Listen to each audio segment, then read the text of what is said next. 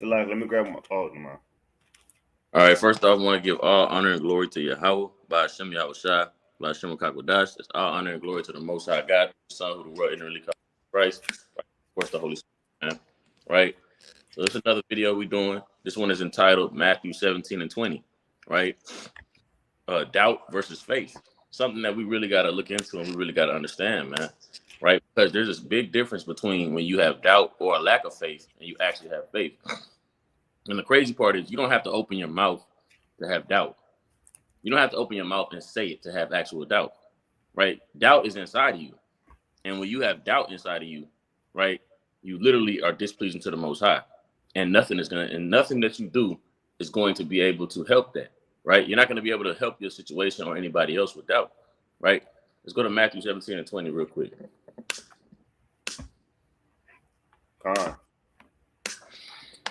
The book of Matthew, chapter 17 and verse 20. And Yahushua said unto them, because of your unbelief, for verily I say unto you, if ye have faith as the grain of a mustard seed, ye shall say unto this mountain, remove hence to yonder place, and it shall remove, and nothing shall be impossible unto you. Right, and that's extremely impossible. That's extremely important to understand. He says, if you, because of your unbelief, when we understand what was going on in the story, the disciples asked, how could we not cast out this devil? And Yahushua's response to them was, because of your unbelief.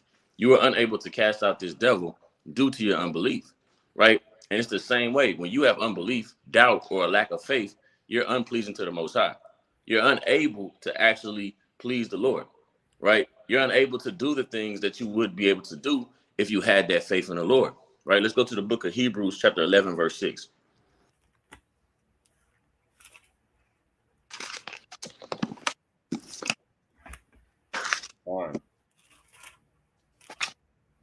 This is the book of Hebrews, chapter 11 and verse 6. And it reads, but without faith, it is impossible to please him. For he that cometh to Yahweh must believe that he is, and that he is a rewarder of them that diligently seek him. Right. So without faith, it is impossible to please the Lord. Impossible. There's no way to please the Most High without faith. And it says, hey, he's a rewarder of them that diligently seek him. Right. So that's kind of a double-edged sword. It's letting you know, look, hey, if you have no faith, hey, you're not pleasing the Lord. But if you diligently seek the Lord, if you diligently seeking the Lord, believe you have to believe to diligently seek the Lord. And he's a rewarder of those people that diligently seeking him, man. Right? We're gonna get some accounts of unbelief versus belief. And we're gonna see the difference between it. Because belief and faith, brings deliverance and marvelous works. Right? Doubt and lack of faith brings the Lord being upset, death, and idolatry, man. Right? So let's go to the book of Numbers, chapter 13 and verse 27.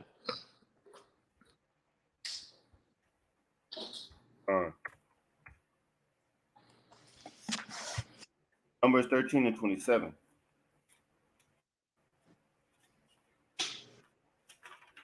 And it reads, Numbers chapter 13 and verse 27.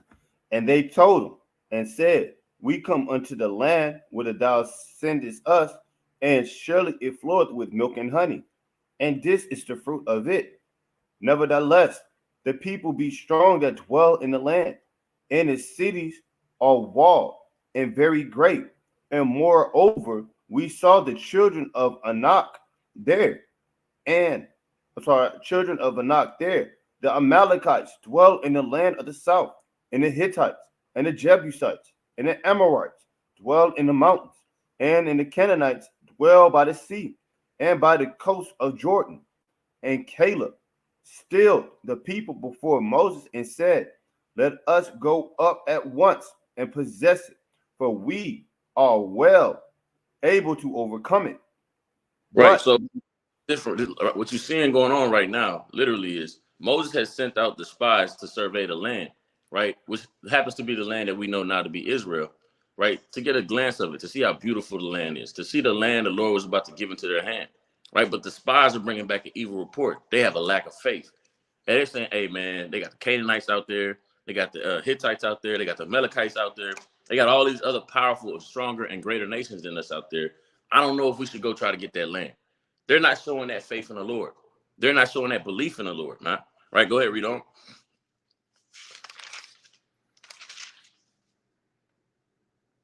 I think the brother frozen. Right? So I'm gonna read on. I think the brother's frozen. Right? So it says, I'm gonna read 30 again. And Caleb stilled the people before Moses and said, let us go up at once and possess it, for we are well able to overcome it. But the men that went up with him said, we will not be able to go up against the people. So like it.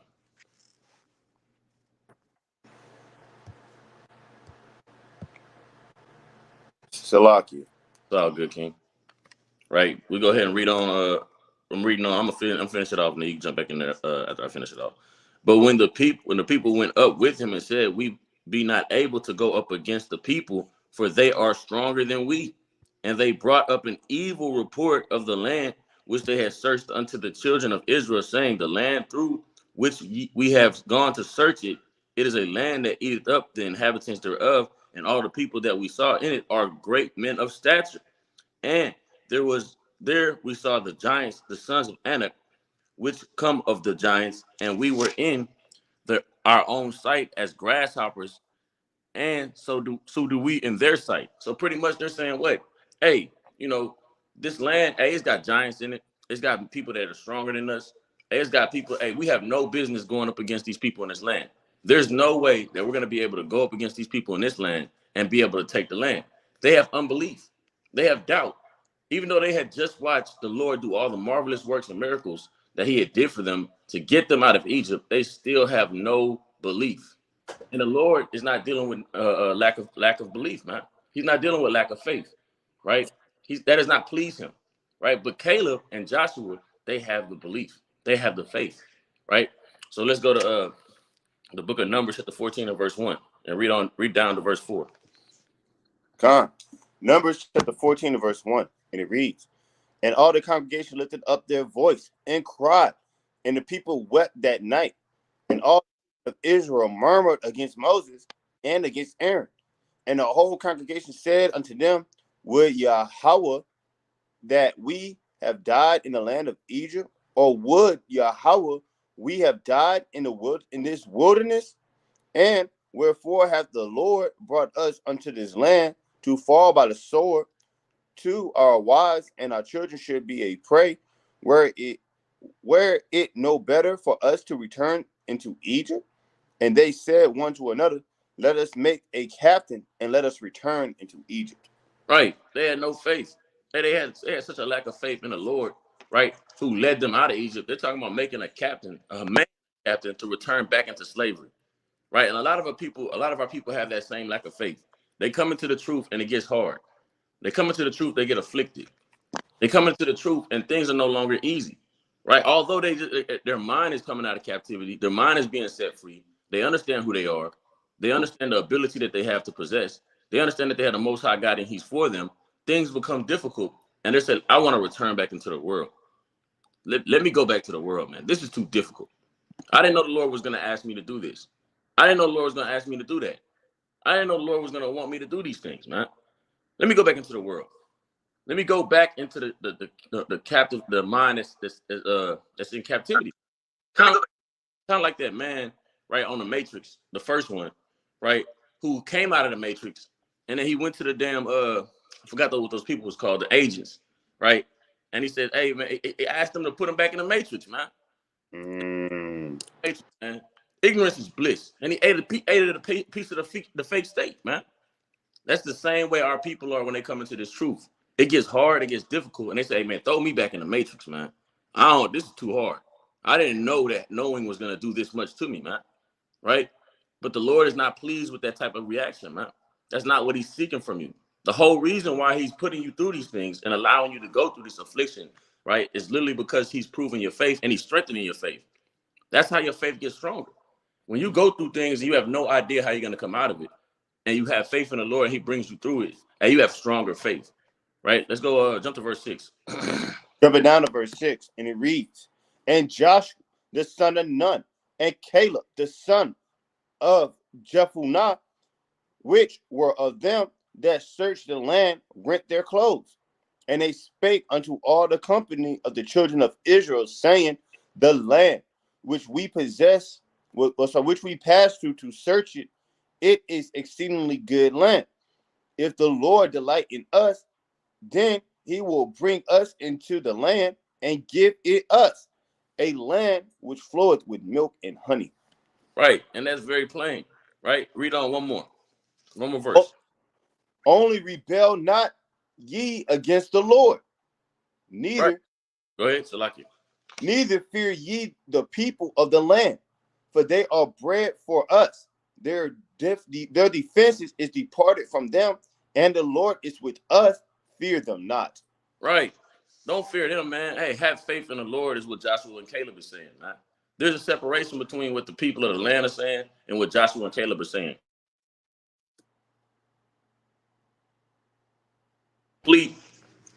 One is showing complete faith in the Lord, and the other one is showing complete unbelief. Let's see who the Lord is pleased with.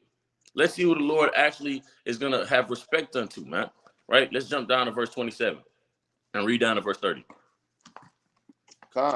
Verse number 27. How long shall I bear with this evil congregation, which murmured against me? I have heard the murmuring of the children of Israel, which they murmured against me. Say unto them, as surely as I live, saith the Lord, as ye have spoken in mine ears, so will I do to you. Your carcasses shall fall in the wilderness, and all that were numbered of you, according to your whole number, for from 20 years, from 20 years old and upward, which have murmured against me, doubtless ye shall not come into the land concerning which I swear to make you dwell therein, save Caleb the son of Jephthah and Joshua the son of Nun. Right. Literally, he's saying what? All you unbelievers, all you people that do not believe in me, all you people that have a lack of faith, hey, I'm gonna kill every last one of you. And he says it in such a way you know how vexed he is. He says what? Your carcasses shall not fall in the wilderness, and all that were numbered of you according to your whole number for 20 years old and upward, which have murmured against me. He said, yo, hey, whenever somebody speaks that way, hey, your carcass will not fall in the wilderness. That tells you how vexed he is, man. That's how upset the Lord is at their unbelief. Right? That's how the Lord feels. Hey, when you show unbelief in him, man. When you showing that he can't do what he's promised you to do, right? That's how displeasing it is into the Lord, as we've just read in Hebrews chapter 11 and verse 6, man. Right? So he's very displeased with these men. But he says, save Joshua and Caleb. Why? Because Joshua and Caleb, they actually believe. They're going to enter into the land because of their belief. It's the same way. You're not going to make it, right, if you don't show belief. If you don't show that you have faith in the times of troubles, in the times of persecutions, in the time of afflictions, right, you're not going to make it, right, because you're displeasing the Lord, man. You're telling the Lord that he's really not the all-powerful God. You're telling the Lord that he can't do what he said he's going to do. That's what you're doing when you show disbelief, and it's unpleasing to the Most High, right? Jump to verse 33. Jump into verse 33, and it reads, and your children shall wander in the wilderness 40 years, and bear your whoredoms until your carcasses be waste in the wilderness. Read on. After the number of the days in which ye search the land, even 40 days, each day for a year, shall ye bear your iniquity. Right. Even That's like 36. 36, reading.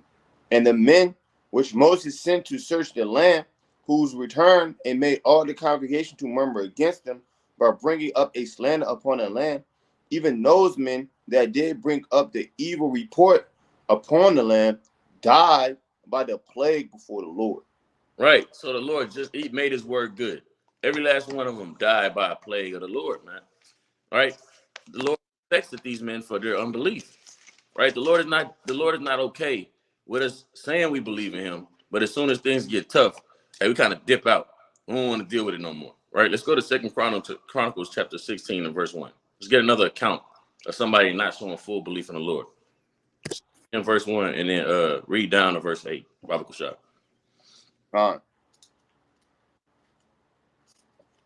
Right? What we're doing is we're going into Matthew 17 and verse 20, right? Showing faith, doubt versus faith. and what it does, right? And how when you have doubt, you can do nothing. When you have unbelief, you can do nothing. But when you have faith, you can do the impossible, man. So right now, we're going into the doubt. We're going into the accounts of men when they doubted and the things that happened versus the men when they had faith and what things happen, man. Right? Understanding that, hey, we all going to deal with doubt.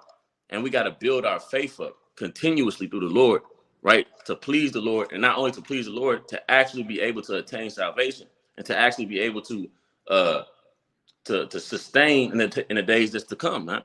Right? Go ahead, King. I'm reading verse 1 to what? 1 through 8. 1 through 8, con. And it reads, Second Chronicles 16 and verse 1.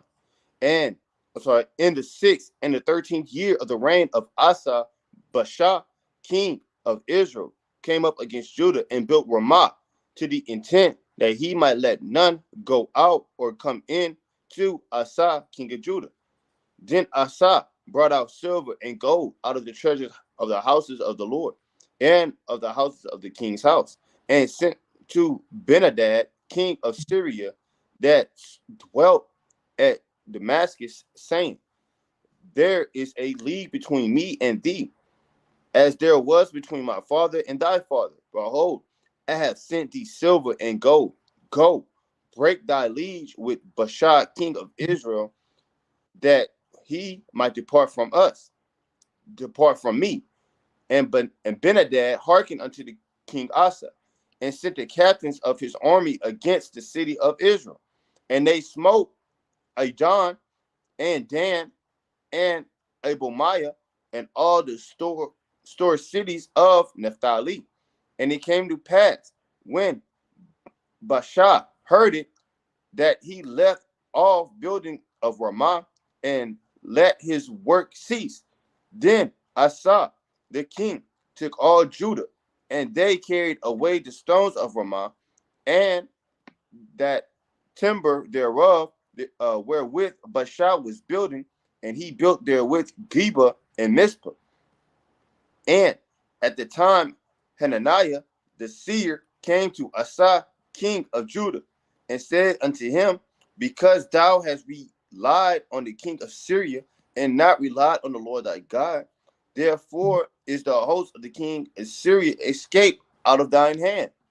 Were not the Ethiopians and the Lubians a huge host, with very many chariots and horsemen? Yet, because thou didst rely on the Lord, he delivered them into thine hand.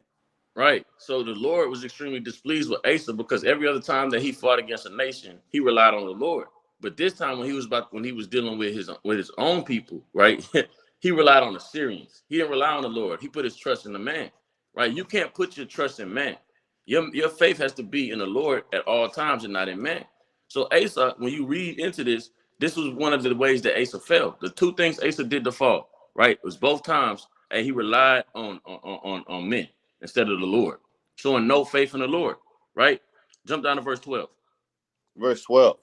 And Asa, in the 39th year of his reign, was diseased in his feet, Right? until his feet was exceedingly great. Yet in his disease he sought not to the Lord, but to the physicians. Right. Once again, Asa gets disease in his feet, and he don't seek the Lord. He seek the physicians. He seek men, right? And Asa is not known as one of the perfect kings. And this is the accounts of him falling. Faith, no faith, unbelief, lack of unbelief, right? Believing in something else besides the Lord is a form of idolatry. And having a lack of faith can have you literally take on idolatry, a literal idolatry. No faith is a form of idolatry, but it can have you literally worshiping other gods, actual worship, right? Let me get this precept to prove Asa wasn't a perfect king. This is the book of Sirach, chapter 49 and verse 4. All except David, Hezekiah, and Josiah were defective, for they forsook the law of the Most High. Even the kings of Judah failed. So that shows you that Asa, that when he did these two things, right, he went the hell off, man. Seeking the help of men instead of the help of the Lord, having no faith in the Lord. He went the hell off, right? Let's go to the book of Luke, chapter 1 and verse 13. Read down to verse 20.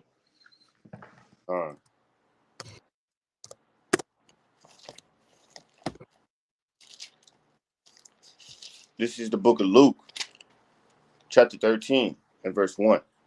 And it reads, Chapter 1 and verse 13. Salakia.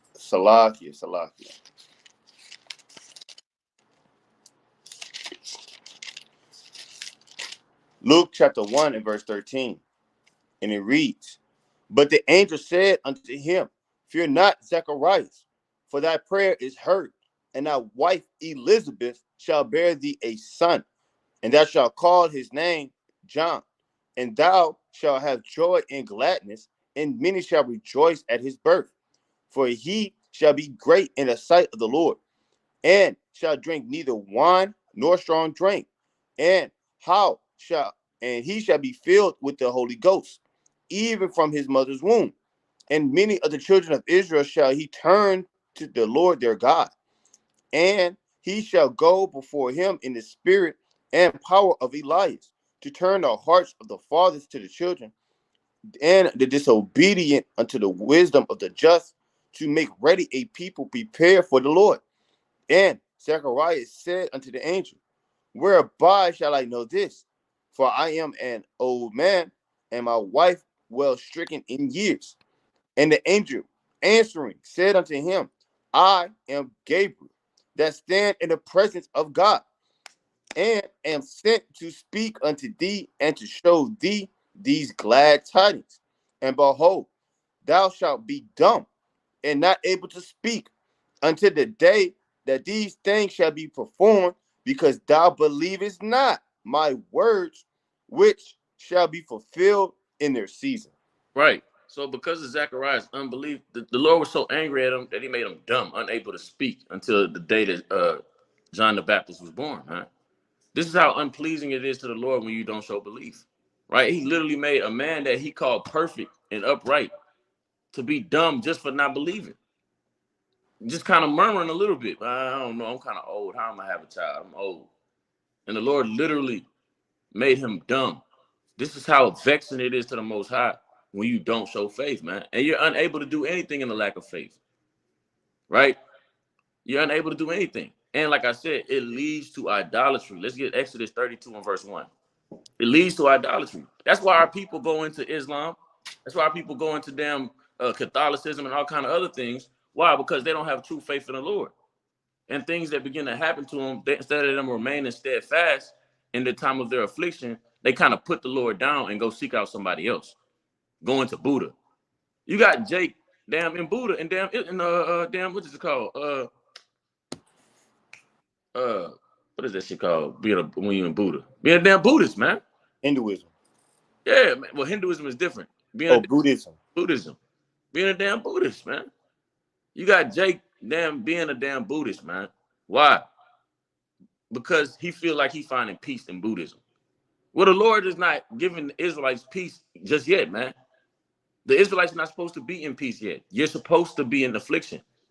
You're supposed to be imperfected and remaining faithful during your affliction and while you're being perfected, man.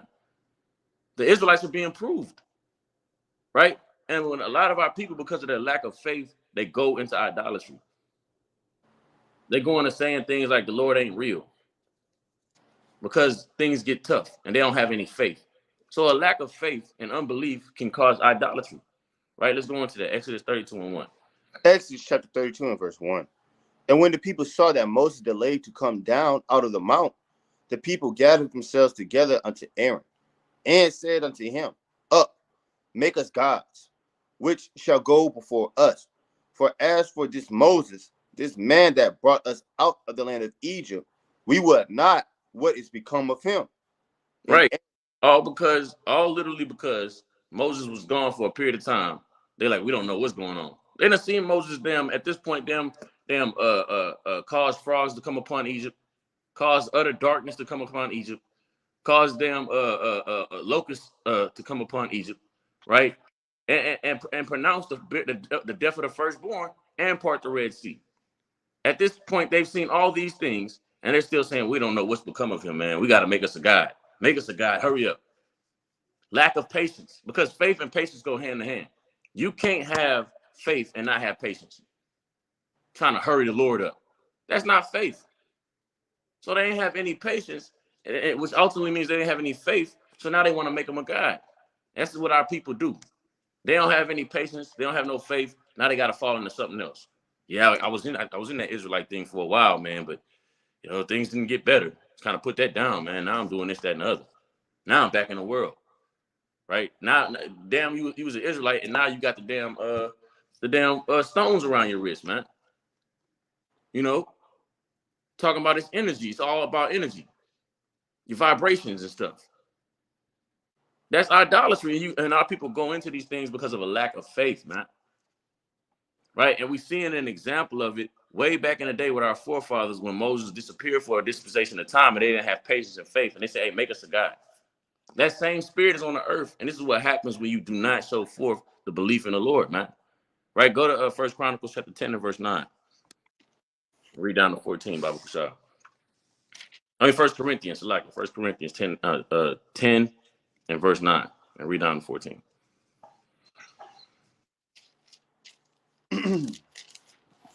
This is 1 Corinthians chapter 10 and verse 9. And it reads, neither let us tempt Christ, as some of them also tempted, and were destroyed of serpents.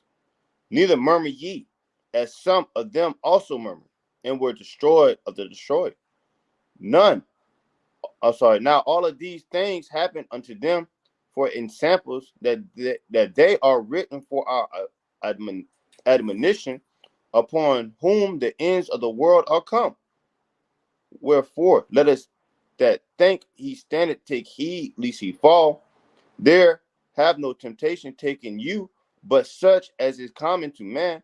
But God is faithful, who will not suffer you to be tempted above that ye are able, not with the temptation also make it a way to escape, that ye may be able to bear it. Right. So literally it says these things are written as an example unto you. Right? They're written as an example. Everything we reading about our people having a lack of faith, murmuring against the Lord, right? Being tempted by the tempter, which is Satan. Satan is going to always tempt you with unbelief and doubt. He's always going to put those things in your mind. You can't do it. You're not going to be able to do it. God isn't dealing with you. Hey, you might as well go back in the world. Hey, this is not going to help you. Hey, you can't do it. These are the things Satan is going to always try to tempt you with, man. It says not to be tempted by those things and to be destroyed, man. It says these things are written as an example unto you. And it says anything the Lord tempts you with, he's always going to give you a way to escape. All the temptations that you have because of your lack of faith in your mind, having you wanting to go do something, right? Or playing into the way of Satan, you know in your spirit that you shouldn't go do it, right? And you know it's Satan on your mind that got you want to do it. Hey, that's when you know, hey, I cannot do it. Let me get on the phone with somebody and get my mind off of that. Hey, let me call somebody and tell them what I'm thinking about so I can get rebuked, because I know they're going to tell me I know I'm going off, but I really want to do it. That's a way out. You got to choose the way out. That's how you have faith in the Lord. You being tried, you being tempted by Satan, right? You kind of murmuring against the Lord. You're going off, right? You thinking the things in your own heart, right? You got to take the way out. Show that you believe in the Lord. Show that you fear the Lord, right? Faith, fear, and patience all work together, man. Right? Read the book of Proverbs chapter 3, right? And verse 5 on down to verse 8.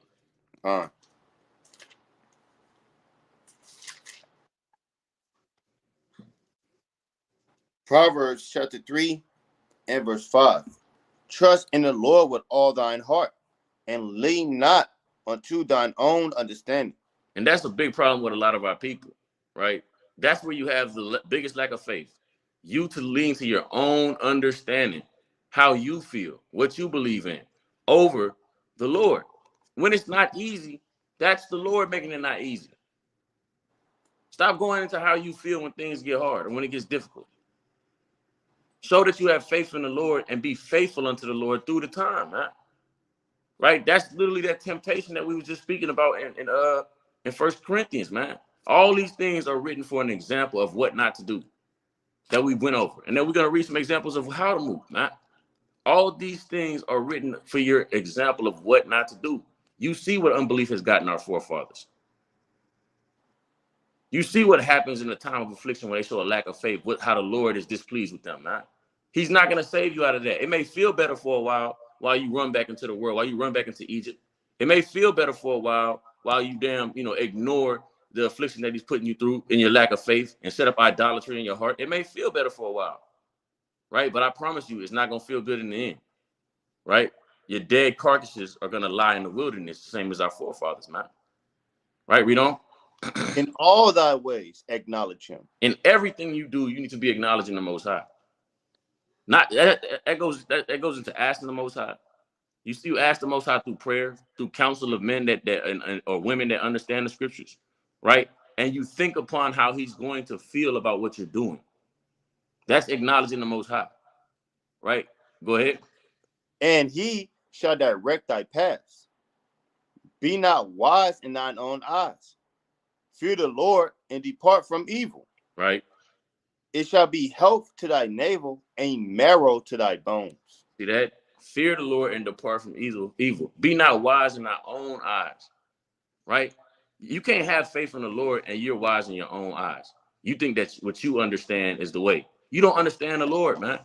You can't. What you believe and what you think doesn't come close to what the Lord understands, man. So you're not going to get it in the time of affliction to have that faith if you're trying to think about your own eyes and how you see it. I don't see that happening. That's the opposite of faith. You're not going to see it. It's not for you to see. It's for you to believe and not. It's for you to believe, not for you to see. Let's get real quick. Let's go to Judah chapter 8. Right, Judah chapter 8 and start at verse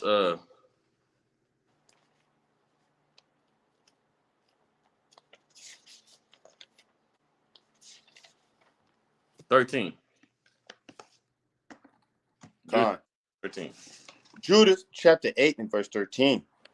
And now try the Lord Almighty, but ye shall never know anything. For ye cannot find the depth of the heart of man, neither can ye perceive the things that he thinketh. Then how can you search out God? See that? You can't even perceive the thing that men are thinking. You're looking at your homeboy or your homegirl. You have no idea what's in their mind. How in the hell are you going to be able to know what the Most High has going on while you go through affliction, while you go through persecution, why are you worried about things? You have no idea what the Most High God is thinking of, what he has set forth for you. You have no idea what he's doing with you, man. You could be lifted up to be one of the most powerful people through your affliction, and you run the hell away from it because you don't like how it feels. You don't have no faith because you don't see it. It's not for you to see. It's for you to believe that everything the Lord promised you, he's going to give you and much more than what you ever know. Right? Read on. Then how can ye search out God that have made all these things and know his mind or comprehend his purpose? Nay, my brethren, provoke not the Lord our God to anger. Right. You see that when you have a lack of faith, because these elders they didn't believe. They were wise in their own heart with how they dealt with the Assyrian king, huh? Or captain, should I say, at that time, right? So literally, that's not how we can move. We can't be wise in our own heart. You being wise in your own heart, you saying that you understand the Lord's thought process, and you don't, man. You got to kind of put that down. Let's go to Matthew chapter 13 and verse 53.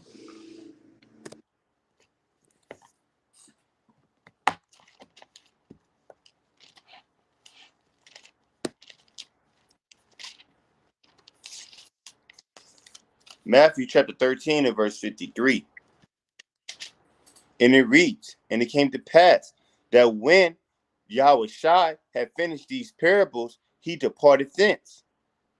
And when he was come into his own country, he taught them in their synagogues, insomuch that they were astonished, and said, whence hath this man this wisdom and these mighty works? Is not this the carpenter's son? Is not his mother called Mary, and his brethren James and Joseph and Simon and Judas? And his sister, are they not all with us? Whence then have this man all these things? And they were offended in him. But Yahushua said unto them, a prophet is not without honor, save in his own country and in his own house. Read on. And he did not many mighty works there because of their unbelief. See that? You'll never see the mighty works of the Lord because of your unbelief. You're not going to see it when you don't believe. It's not going to be given unto you, right? You're not going to see the power. The power of the Lord rests in belief, and it rests in things being done that you can't fathom can be done, man. Right? Real quick, let's read Matthew 14 and 27 real quick. Matthew 14 and 27, and it reads, "But straightway Yahushua spake unto them, saying, Be of good cheer, it is I, be not afraid. And Peter answered him and said, Lord, if it be thou, bid me come unto thee on the water. And he said, Come. And when Peter was come down out of the ship, he walked on the water to go to Yahushua. But when he saw the wind boisterous, he was afraid and began to sink. He cried, saying, Lord, save me. And immediately Yahushua stretched forth his hand and caught him, and said unto him, O thou of little faith, wherefore didst thou doubt? The moment he started to doubt, what happened? He sunk, man. He sunk. And this is a man that watched Yahushua walk, seen the miracles of Yahushua, and he still had a level of doubt that had him to sink, man. Right? Doubt is unpleasing to the Most High, and you sink when you begin to doubt in the Lord. And sinking can be a slow process. It don't always happen fast, right? You slowly dissipating every time you show doubt in the Lord, man. You slowly getting out of this walk. The more you show doubt in the Lord, when you should be increasing. As we're going to read about Peter, Peter increased. This is where Peter was. We're going to see where Peter got to through faith, man. You got to build your faith up, and that happens through trials, right? It's like working out in the gym. You don't get stronger by lifting the same weight every day. You got to add more weight on there. And when you add more weight on there, it's going to get heavy. It's going to hurt more, but you're going to get stronger. It's the same with faith. You don't get more faith by walking through the same type of trials you've been through. Your trials are going to get harder. Your trials get heavier, man. And as you walk through heavier trials, you increase in faith, right? Let's go back to Matthew 17 to 20 real quick. Let's read it again. It's a lot. All good.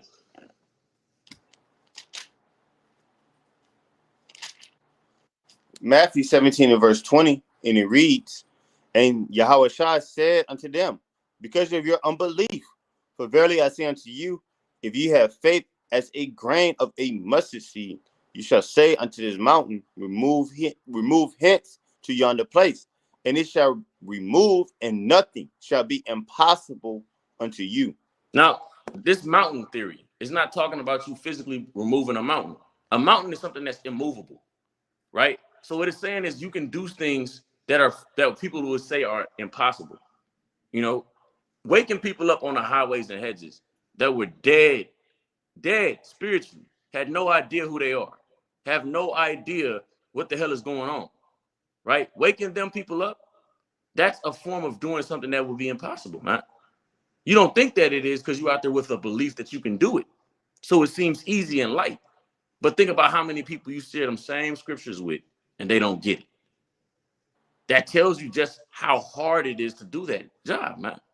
So when it's talking about moving mountains, it's not talking about you literally kind of put your hand on your forehead like Professor X, kind of put it there. You believe you want the mountain to go over here and then move it over. It's not talking about that. A mountain is an immovable object. It's going into you doing something that is extremely hard or something that's extremely impossible. That people would deem to be impossible, like casting out devils, right? Like, hey, damn, waking up the dead, man, physically and spiritually, man. Right, go ahead. Getting an atheist to believe in God. Getting an atheist to believe in God, man. You do those things through your faith, small amounts of faith, man. And there are greater works that you can do, and we're gonna get a couple of accounts of them through works, through faith. But nonetheless, there's a lot of spiritual, impossible things that we achieve every single time we go out here, in the belief of Yahweh Bashim Yahushua. Right? Let's get Hebrews chapter 11 and verse 1. Right, so we went through it. We started off Matthew 17 to 20 says, because of your unbelief, going into the fact that they couldn't cast out the devil because of their unbelief. Right? So we went through the precepts, getting understanding on what happens with unbelief, what you cannot achieve with unbelief. What you do end up with when you have unbelief or lack of faith is the displeasing to the Most High, where he can put you to death, right? Where you can go into idolatry, right? Where the Lord is just fairly unpleased with you and he gets you damn rebuked. And ultimately, you're probably going to die as well, right? And now we're going into what happens when you do believe, right? So let's get Hebrews 11:1.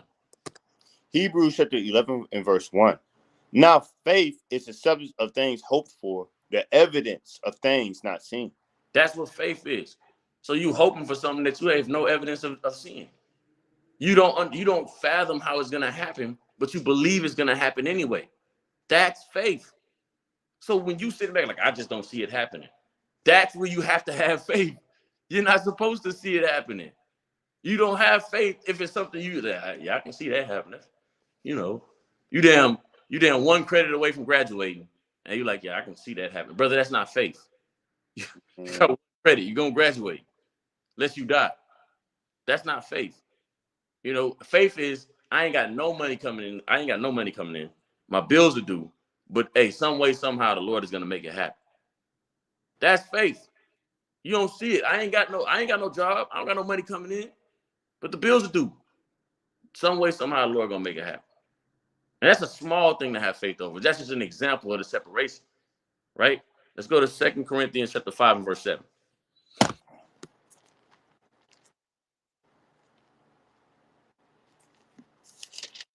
Second Corinthians chapter 5 and verse 7.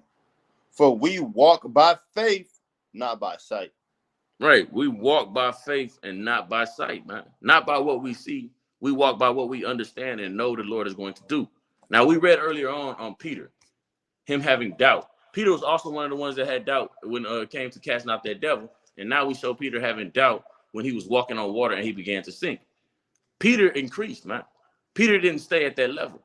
Through Peter's afflictions, through Peter's understanding, through Peter seeing Christ being raised from the dead, Peter increased. Let's see where Peter got to. Let's go to Acts 9 and verse 36. Read on down to verse 40.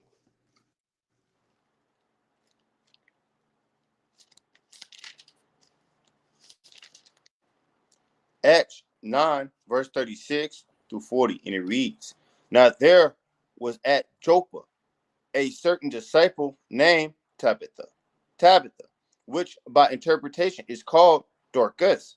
This woman was full of good works and alms deeds which she did. And it came to pass in those days that she was sick and died, whom when they had washed, they laid her in a upper chamber.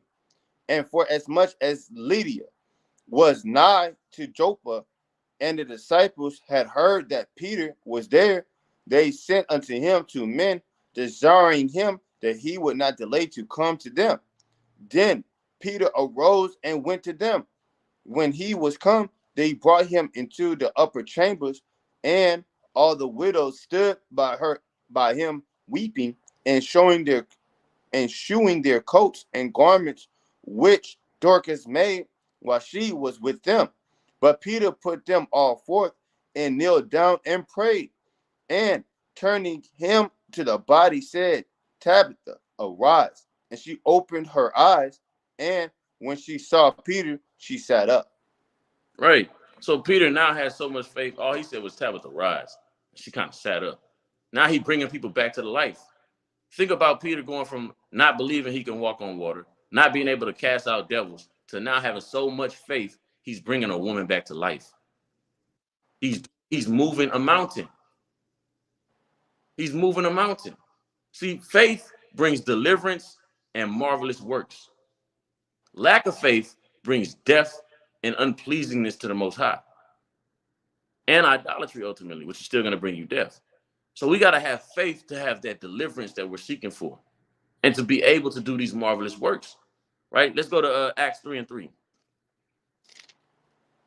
Acts chapter 3 and verse 3. Who, seeing Peter and John about to go into the temple, asked an alms. And Peter, fastening his eyes upon him with John, said, Look on us. And he gave heed unto them, expecting to receive something of them. Then Peter said, Silver and gold have I not, but such as I have give I thee. In the name of Yahushua HaMashiach of Nazareth, rise up and walk. Now Peter's making a man walk that was lame. All through his faith. When he says these things, rise up and walk, he's not doubting in his mind that it's going to happen. He knows it's going to happen. So what? It's a marvelous work due to his belief, due to his faith, moving the mountain, man. Right? Let's get one in the so-called Old Testament. Let's go to the book of Joshua, chapter 10 and verse 13.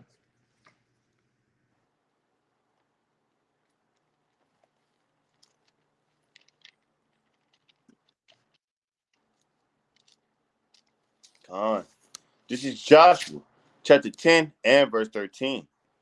And the sun stood still, and the moon All right, stayed. read 11, Salakia. Verse 11. And it came to pass, as they fled from before Israel, and were in the going down to Beth Horon, that the Lord cast down great stones from heaven upon them unto Ascah, and they died. There were more which died with hailstone than they whom the children of Israel slew with the sword. Then spake Joshua to the Lord in the day when the Lord delivered the Amorites before the children of Israel. And he said in the sight of Israel, Sun, stand thou still upon Gibeon, and thou moon in a valley of Ajalon. And the sun stood still, and the moon stayed until the people had avenged themselves upon their enemies. Is not this written in the book of Jasher? So the sun stood still in the midst of heaven and hastened not to go down about a whole day. And there was no day like that before it or after it, that the Lord hearkened unto the voice of a man, for the Lord fought for Israel. See that Joshua had so much belief and faith. This is the same Joshua that we read earlier that saw the land, that had the faith to tell the children of Israel, hey man, don't fear these heathens. Pretty much, man. The Lord said He gonna give us the land. We gonna get the land. This same Joshua, hey, he told the sun to stand still, and the sun stood still the space of a day, man. Right, all through his faith. Now we don't have to think about those things. That's not even the type of marvelous works we need to be doing. Hey, we just need to damn be enduring through the affliction we go through and the persecution all the way until through Jacob's trouble, man. That's all we got to do. We ain't got to make the damn sun stand still, man. Right? That's not even we don't even got to have that. Right? But we still have mountains that we got to move on our own. Hey, your anxiety may be a mountain that you got to overcome. Right? And you're going to overcome it with faith. I deal with anxiety, man. That's a mountain that I got to overcome. Right? I got to cast the doubt out of my mind and allow the Lord to help me overcome that, man. Right? You may be dealing with a damn lion spirit, man. Right? The Lord can help you overcome that through your faith, man, through your belief, through you continuously believing and calling on the Lord, man. It'd be many things that our people deal with. Hey, that's a mountain unto them. That your faith is going to help you to remove it, man. Right? Let's go to the book of 2 Kings, chapter 18 and verse 30, and read down to verse 36.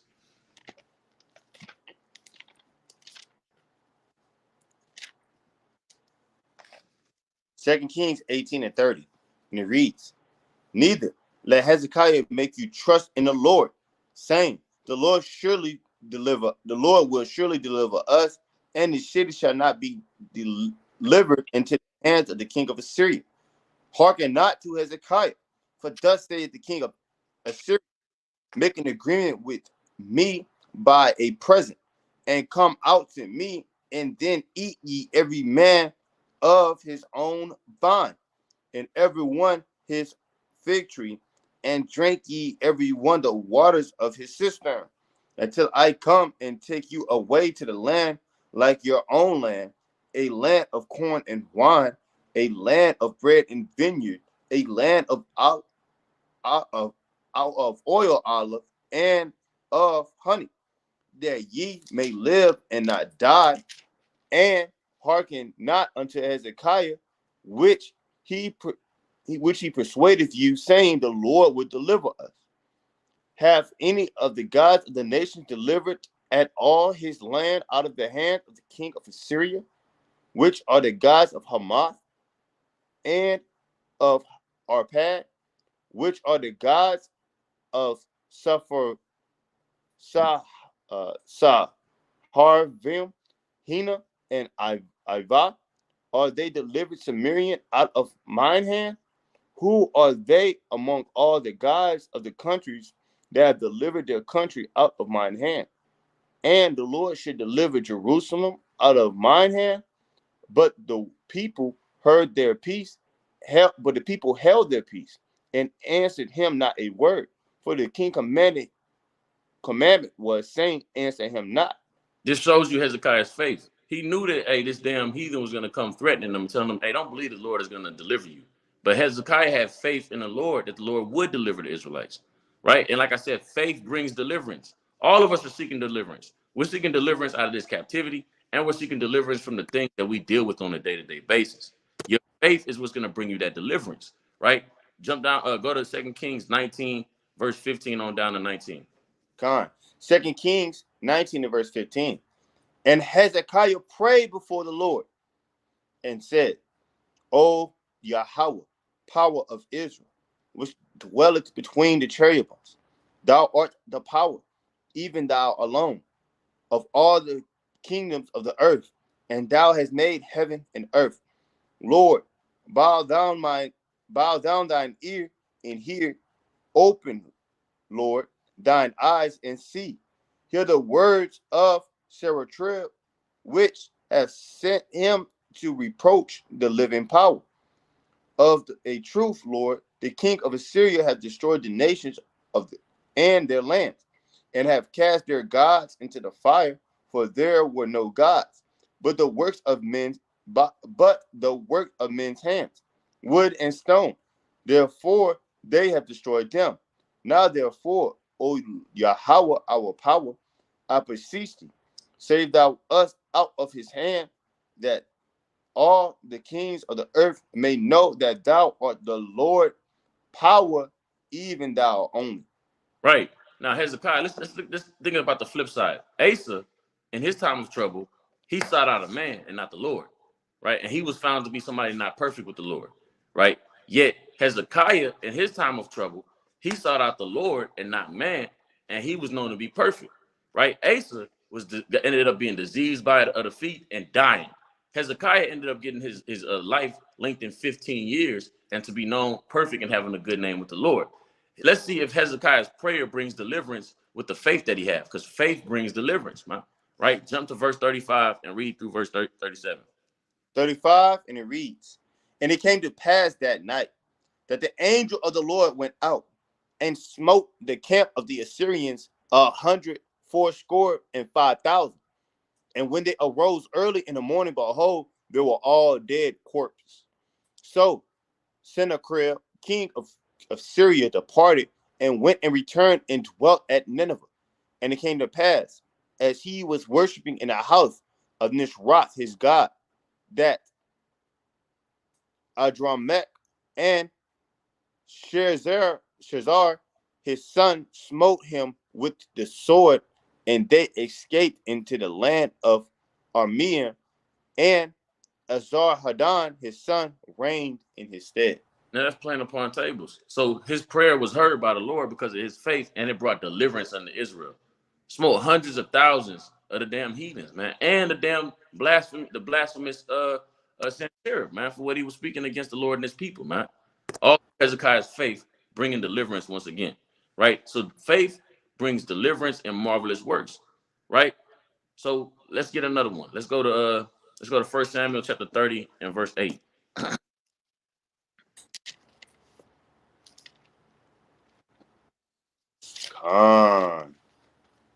This is the book of 1 Samuel, chapter 30,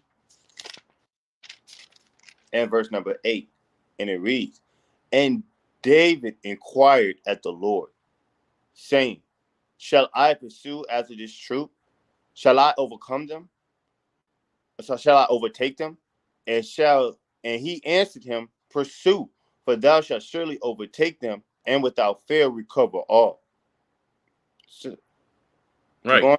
No, right. So David acquired at the Lord about shit. Hey, should I go to war? Should I go get these men, right? That took our wives and took our substances. And the Lord says, hey, you for sure gonna overtake them. Now, if David didn't have true faith, they would have been like, I don't know, Lord, or not win it all. Right. But David went. Because he had faith in what the Lord told him. Read verse 17. Verse 17.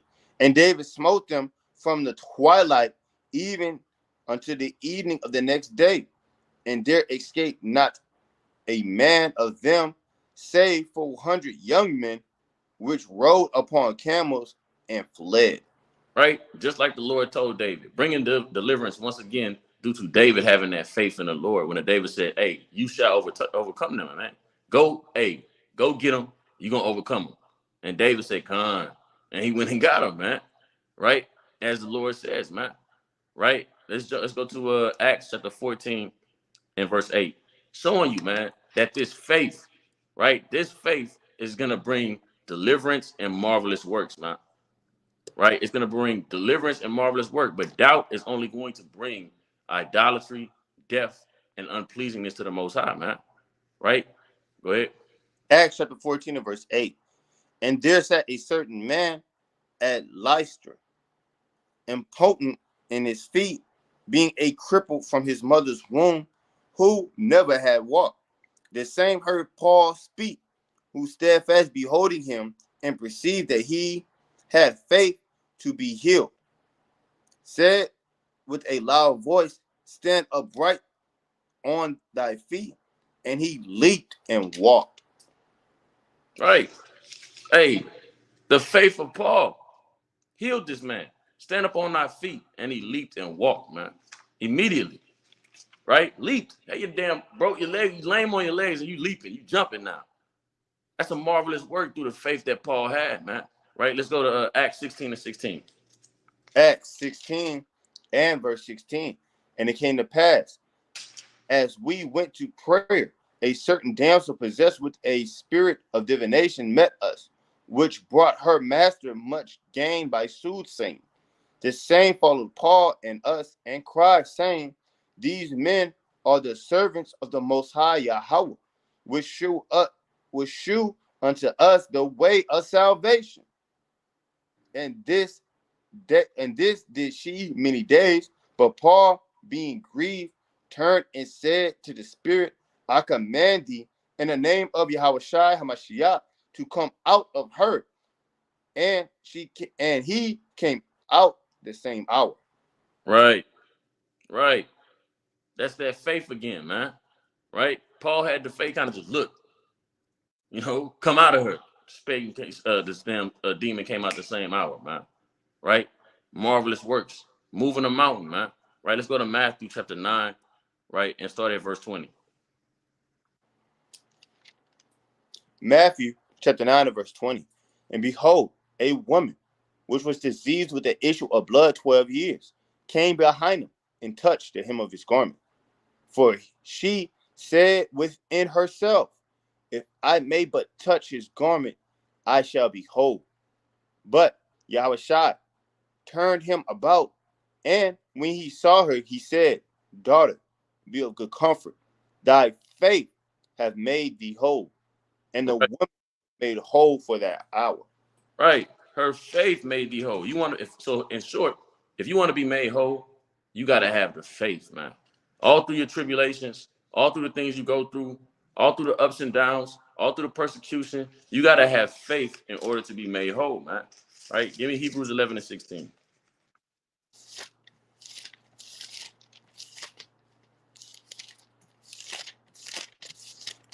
Hebrews. Not 16.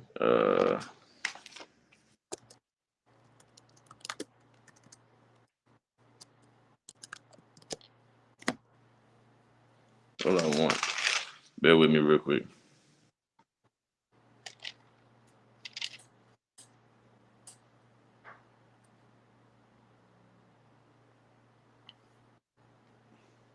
Read verse 39. Hebrews chapter 11 and verse 39.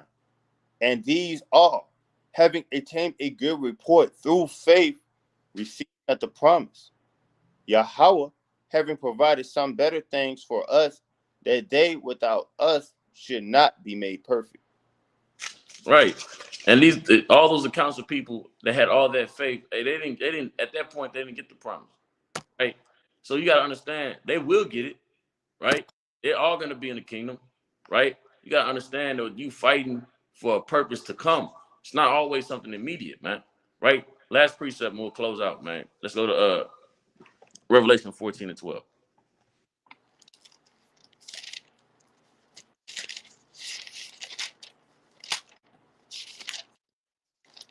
This is the book of Revelations, chapter 14 and verse 12. Here is the patience of the saints. Here are they that keep the commandments of God and the faith of Yahweh Shai. So at the end of the day, right, Matthew 17 and 20, going into showing you that you got to have the faith in the Lord in order to do things that you deem to be impossible, that men deem to be impossible.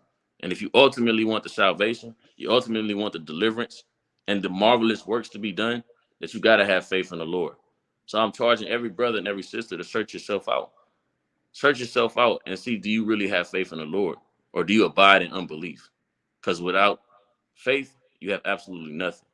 And in unbelief, you have nothing but, sad to say it, but, death coming your direction. Because the Lord is not saving anybody that don't believe in him. So with that, Lord willing, somebody was edified or will be edified in the coming days. Shalom.